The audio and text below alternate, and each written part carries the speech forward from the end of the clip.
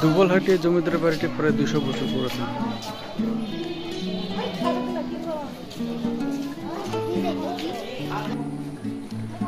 দুবলহাট জমিদার বাড়ির জমিদারি ছিল প্রায় সিলেট, রংপুর, পাবনা ও বর্তমান ভারতের বেশ কিছু অংশ জুড়ে।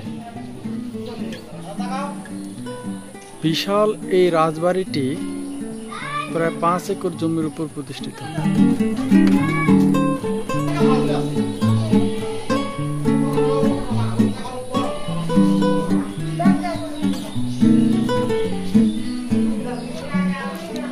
দুশো বছরের পুরাতন এই রাজবাড়িটি এখন পরিত্যক্ত অবস্থায় আছে। অত্যন্ত ঝুঁকিপূর্ণ অবস্থায় প্রত্নতত্ত্ব অধিদপ্তর এই রাজবাড়িটিকে পরিত্যক্ত ঘোষণা করেছে। ঝুঁকি নিয়েও প্রত্যেক দিন প্রায় শত শত দর্শনার্থী এই রাজবাড়িটি ঘুরে দেখে। আপনারাও দেখতে পাচ্ছেন যে এর ভঙ্গুর দশা দেখলে মনে হচ্ছে এটি অত্যন্ত ঝুঁকিপূর্ণ একটি জমিদার বাড়ি। প্রায় 5 একর জমির উপর নির্মিত এই বিশাল রাজবাড়িটি 1892 সালে জমিদারি প্রথা বিলুপ্তির পর তৎকালীন রাজা হরনাথ রায় চৌধুরী এই রাজবাড়ি ছেড়ে ভারতে স্থায়ীভাবে চলে যান।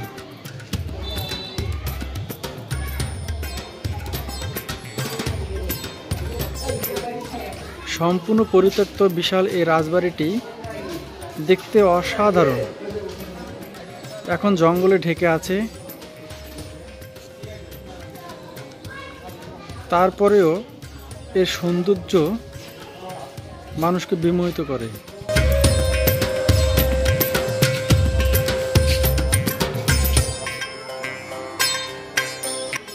আশ্চর্য এক অপরূপ সৌন্দর্যে এই নির্মাণ শৈলী দ্বারা প্রমাণিত হয় এটি বিশাল আকারের এক জমিদারি ছিল। তাই এটা খুব সহজে অনুমেয় যে এই জমিদারির ব্যাপ্তি ছিল কত বিশাল। সেই জমিদারির লেশমাত্র এখন নাই, পড়ে আছে শুধু এই ভাঙ্গা স্তূপ আকৃতির এই বিশাল জমিদার বাড়িটি। বিশাল জমিদার বাড়িটি সম্পূর্ণরূপে দ্বিতল, কোনো কোনো অংশে 3 তলারও ছাপ আছে।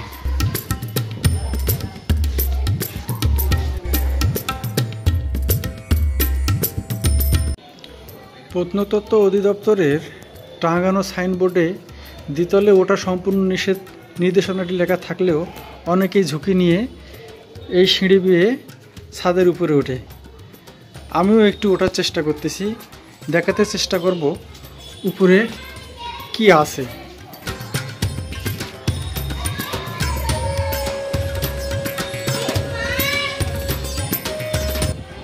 একদম উপরে আমরা ছাদের উপরে ওঠার চেষ্টা করব।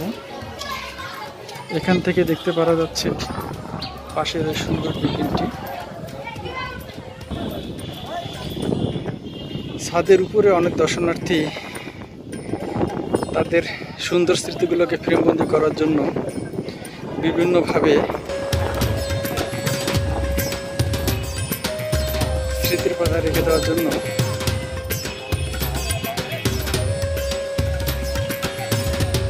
চেষ্টা করতেছে। জমিদারের বাড়ির পূর্ব পাশে একটি ছোট আকারের পুকুর এবং জমিদার বাড়ির উত্তর পাশে ঠিক মেন বিল্ডিংয়ের সামনে বিশাল আকৃতির একটা পুকুর আছে।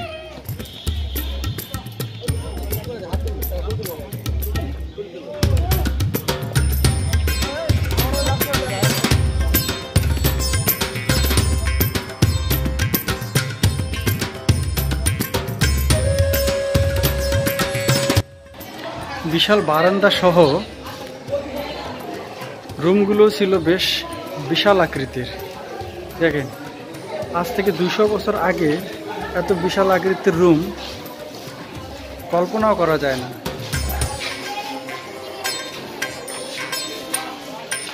মুঘল সম্রাট শাহজাহান এবং জাহাঙ্গীরের বিখ্যাত সে আগ্রা ফোর্টের কক্ষগুলো আমার কাছে এত বিশাল বিশাল মনে হয়নি। এখানকার কক্ষগুলো দেখলে মনে হয় এক একটা হল রুম, বিশাল আকৃতির, বিশাল আকৃতির।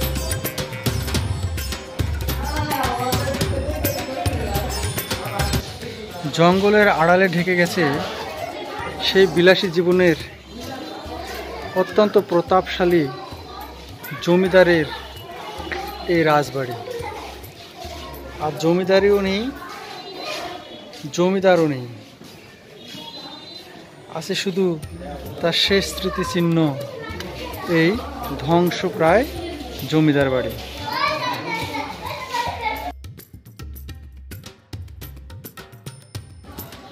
আপনারা নওগাঁ ভ্রমণে আসতে চাইলে পরে একসঙ্গেই দুবলহাট জমিদার বাড়ি, সেই সঙ্গে এখান থেকে প্রায় 10-15 কিলোমিটার পশ্চিমে বলিহার জমিদার বাড়ি এবং নওগাঁর সে বিখ্যাত পাহাড়পুর বৌদ্ধবিহার একসঙ্গে ঘুরে দেখতে পারবেন। তাছাড়াও আশেপাশে কুসুম্বা মসজিদ এবং নওগাঁ সাপাহারের সেই জগদ্দল বৌদ্ধবিহারও দেখতে পারবেন। খুবই ভালো একটা জায়গা। আপনাদের সবাইকে দুবলহাট জমিদার বাড়ি দেখার আমন্ত্রণ জানাচ্ছি। আসবেন, ঘুরে দেখবেন, জঙ্গলে ঘেরা এই প্রাচীন জমিদার বাড়িটি দেখবেন, ভালো লাগবে।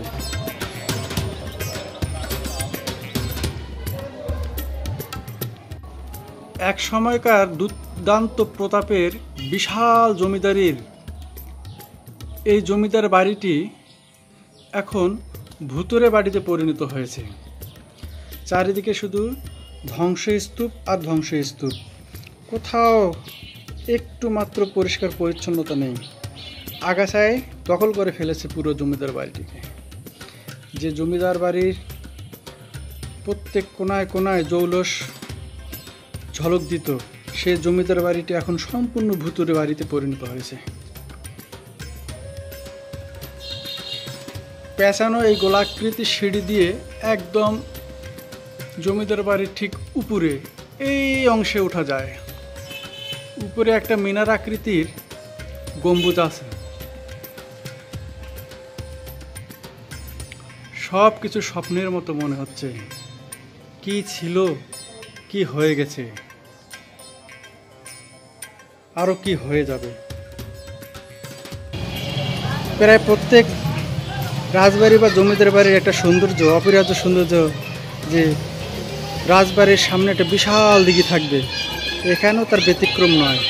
দেখেন, বিশাল দিঘির সামনে এই রাজবাড়ির মূল অংশ, এটাই হচ্ছে এর নিচতলা দিয়েই এর প্রবেশদ্বার। এক একটা পিয়ার দেখেন কত মোটা এবং নিখুঁত কারুকার্যে গাঁথা ছিল। উপরের অংশগুলো আমরা দেখলেই বুঝতে পারবো কত সুন্দর করে নকশা করা ছিল। ধীরে ধীরে সব নষ্ট হয়ে যাচ্ছে।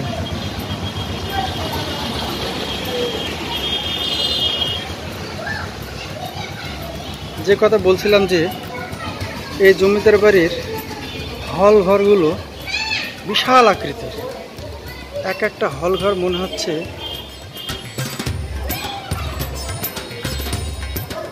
সৈন্যদের আস্থানা।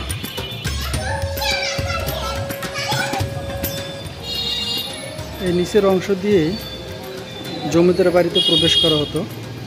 আমি এখন উপরের অংশে আছি। এই প্রাসাদ থেকে ওই প্রাসাদ দেখতে কত সুন্দর দেখেন। পাশেই আরও সুন্দর একটা কারুকার্য করা গেট, বিশাল আকৃতির একটা অন্দরমহলের গেট। যেদিকেই তাকাবেন অনেক সুন্দর লাগবে। আসলে বিশাল আকৃতির এই জমিদার বাড়িটি খুবই মন কাড়া। নওগাঁ শহর থেকে প্রায় 10 থেকে 12 কিলোমিটার দক্ষিণে দুবলহাটি নামক এই জায়গায় এই জমিদার বাড়ি। আপনারা সময় করে এখানে ঘুরে যাবেন, ভালো লাগবে। জমিদার বাড়ির ধ্বংসস্তূপের মধ্যেও অনেক কিছু খুঁজে পাওয়া যাবে।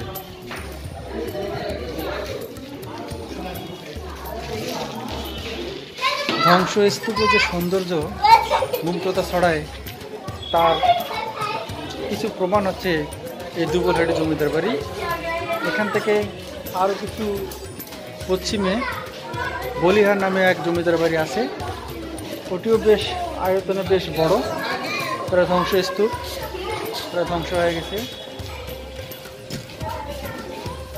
যদি কখনো সময় করে কেউ আসতে পারেন তাহলে একসঙ্গে এই দুবলহাটি জমিদার বাড়ি এবং ওখানকার বলিহার জমিদার বাড়ি একসঙ্গে দুটোই ঘুরে দেখতে পারবেন।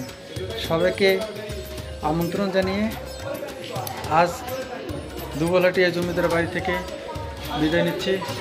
সবাই ভালো থাকবেন, সুস্থ থাকবেন। আল্লাহ হাফিজ।